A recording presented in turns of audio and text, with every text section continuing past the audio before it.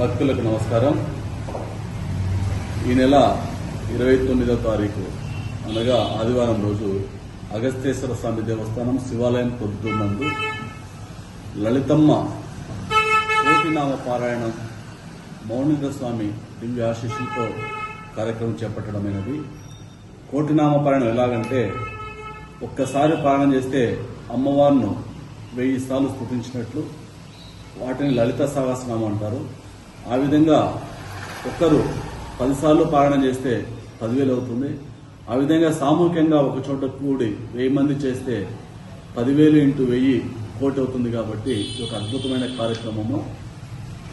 అమ్మవారు స్వయంగా చెప్తున్న మాట ఏంటంటే, నన్ను పూజించినా పూజించకపోయినా, జపించినా జపించకపోయినా నా నామాన్ని స్తుతించండి, మీకు సకల శుభాలు కలుగుతుందని ఆ జగజ్జన్ని లలితమ్మవారే పేర్కొన్న మాట. ఈ కార్యక్రమాన్ని భక్తులకు అందజేసి అమ్మవారి ఆశీస్సులు పొందాలనే ఒక దృఢ సంకల్పంతో కార్యక్రమం ఏర్పాటు చేస్తున్నారు.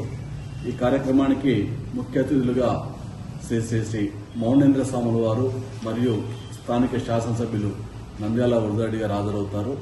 కాబట్టి భక్తులందరూ ఈ కార్యక్రమంలో విశేషంగా పాల్గొని అమ్మవారి అనుగ్రహం పొందుతారని ఆశిస్తూ ఆకాంక్షిస్తున్నాను. ఇట్లు మీ బూతు వెంకటరామరెడ్డి, పొద్దుటూరు.